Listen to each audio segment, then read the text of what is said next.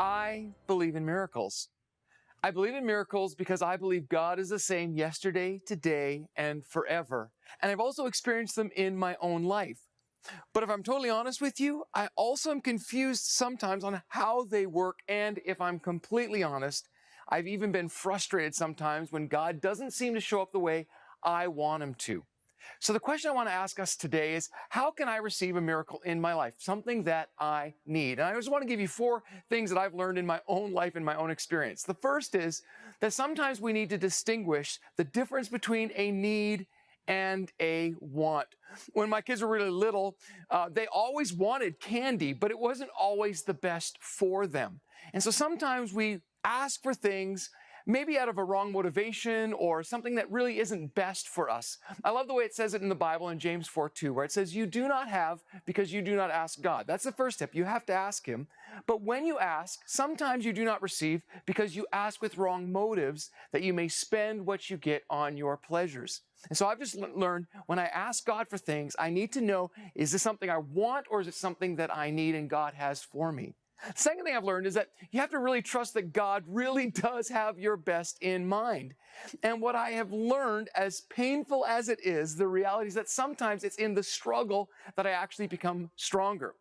Another example was when my kids would come to me with a sliver in their hand or their foot, and I would have to take tweezers and pull it out. They didn't want to go through that process, but it was actually the best. Here's what it says in the Bible in Romans 8:28.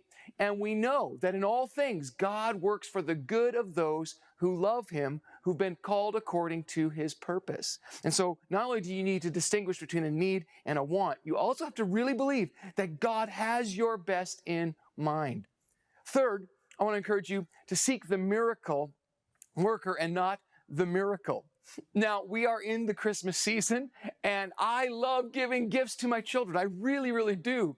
But imagine if your kids just were obsessed with what you gave them and they forgot who you were. And the point of the gift is to express love. It's to express relationship. And so the Bible reminds us also in Matthew 6:33 that we are to seek first his kingdom and his righteousness, and then all these things will be given to you as well. So be more consumed in a relationship with God than what he can do for you. And then finally, I want to encourage you to understand the purpose of miracles. I think sometimes we think it's for pain alleviation or relief. We live in a culture that's all about that. But the Bible reminds us that sometimes God is doing something deeper. And when he does something in our life, it's that he receives glory. In John 9:3, Jesus reminded his disciples in a situation where a man was blind and was about to be healed, that it happened so that the works of God might be displayed in him. So my hope and my prayer for you today is that you would receive the miracle, but that you would understand the difference between a need and a want, that you'd seek the miracle worker, trust God's got your very best, and see his work in your life today.